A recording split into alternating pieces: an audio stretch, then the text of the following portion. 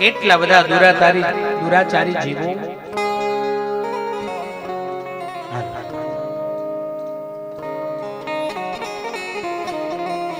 અને એ કથાનો પ્રારંભ શિવ મહાપુરાણના આગળના ક્રમની અંદર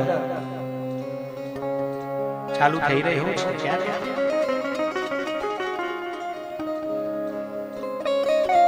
પણ એની માટે તમારે બોલવું પડશે ઓમ નમઃ શિવાય. જ્યાં સુધી આ જપ નિરંતર ચાલુ નહીં થાય ત્યાં સુધી બીજાનું શું પોતાનું કલ્યાણ પણ નજીક નથી. તમને એમ થાય કે મારું મન ભટકી રહ્યું છે કથામાંથી, હું ગાવી રહી છું ઓમ નમઃ શિવાય, ઓમ નમઃ શિવાય, ઓમ નમઃ શિવાય. આપણે કથામાં બેઠા હોય, કથાને સાંભળતા હોય એટલે આપણને એમ લાગે કે આપણે ભજન કરી રહ્યા છીએ, ભગવાનનું નામ લઈ રહ્યા છીએ. ના, તમારું ચિત્ત સ્થિર થાય, તમારું મન શાંત થાય, બધી પ્રકારના અહંકારો બેસી જાય.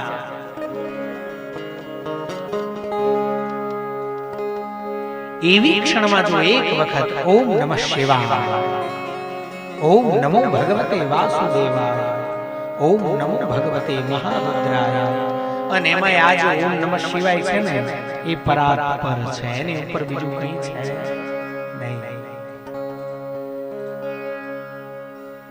પણ આ બધી જે મોહ માયા છે એ આપણને છોડતી નથી.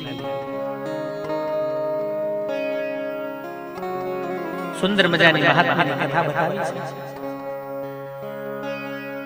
સૂતજીએ શૌનકાદિ ઋષિઓને કહ્યું છે કે આ ગ્રંથ શિવ મહાપુરાણ એનો મહિમા મેં આપને જણાવ્યો. હવે તમારે શું સાંભળવું છે? તમે જે મહિમાનું વર્ણન કર્યું છે એ દિવ્ય છે, એ અદ્ભુત છે. પણ આપણે વાત કરી કે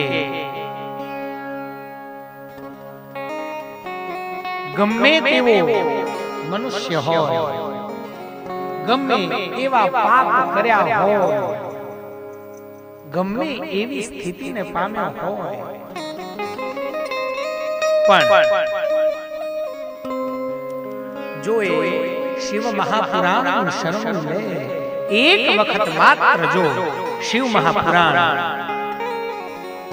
એને સંભળાવવામાં આવે અથવા તો એ સાંભળે તો એ ગમે તેવું પાપી હોય, ગમે તેવા અધમ કૃત્ય એને કર્યા હોય, કે એમાંથી નિર્મૂળ પોતાના પાપોને નાશ કરી અને માન સરોવર સુધીની યાત્રા પૂર્ણ કરે છે. એટલે સીધા કૈલાસ સીધા